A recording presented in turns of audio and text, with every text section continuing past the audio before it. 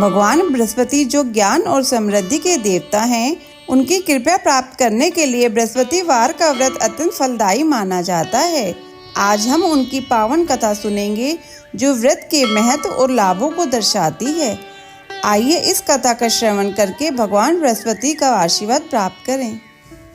बोलो विष्णु भगवान की जय। पाठ पूजा चैनल में आज हम बृहस्पतिवार व्रत कथा सुनेंगे। किसी गांव में एक साहूकार रहता था, जिसके घर में अन्न, वस्त्र और धन किसी की कोई कमी नहीं थी। परंतु उसकी स्त्री बहुत ही कृपण थी, किसी भिक्षार्थी को कुछ नहीं देती, सारे दिन घर के कामकाज में लगी रहती।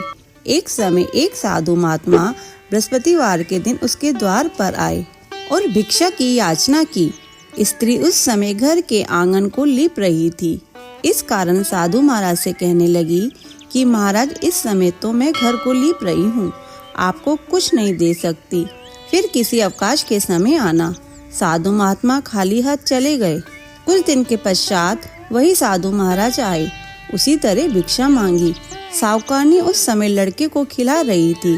कहने लगी, महाराज मैं क्या करूँ, अवकाश नहीं है, इसलिए आपको भिक्षा नहीं दे सकती। तीसरी बार महात्मा आए तो उसने उन्हें उसी तरह से टालना चाहा, परंतु महात्मा जी कहने लगे कि यदि तुमको बिल्कुल ही अवकाश हो जाए तो मुझको भिक्षा दोगी।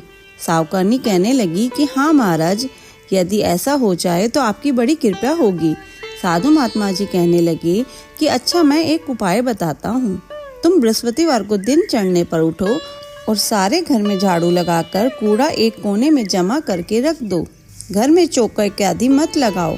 फिर स्नान आदि करके घर वालों से कह दो कि उस दिन सब हजामत अवश्य बनवाएं। रसोई बनाकर चूल्हे के पीछे रखा करो, सामने कभी न रखो। सायंकाल को अंधेरा होने के बाद दीपक जलाया करो तथा बृहस्पतिवार को पीले वस्त्र मत धारण करो, न पीले रंग की चीजों का भोजन करो। यदि ऐसा करोगे तो तुमको घर का कोई काम नहीं करना पड़ेगा। साहूकारनी ने ऐसा ही किया। बृहस्पतिवार को दिन चढ़े उठी, झाड़ू लगाकर कूड़े को घर में जमा कर दिया।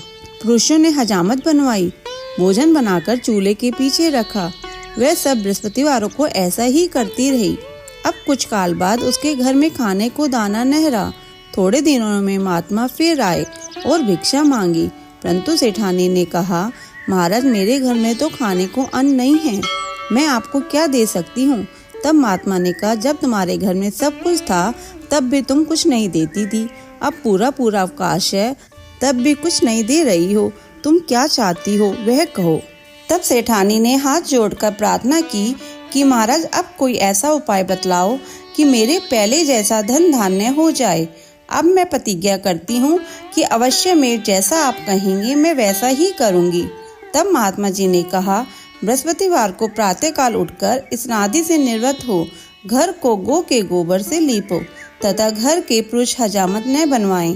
भूखों को अन्न जल देती रहो। ठीक सायंकाल दीपक जलाओ। यदि ऐसा करोगी तो तुम्हारी सब मनोकामनाएं भगवान बृहस्पति जी की कृपा से पूर्ण होंगी। सेठानी ने ऐसा ही किया और उसके घर में धन धान्य वैसा ही हो गया जैसे कि पहले था। इस प्रकार भगवान बृहस्पति जी की कृपा से अनेक प्रकार के सुख भोग कर दीर्घ काल तक जीवित रही। बोलो बृहस्पति भगवान की जय। कथा संपूर्ण। अगर आपको ये कथा सुनना अच्छा लगा हो तो इसे लाइक करके शेयर करें।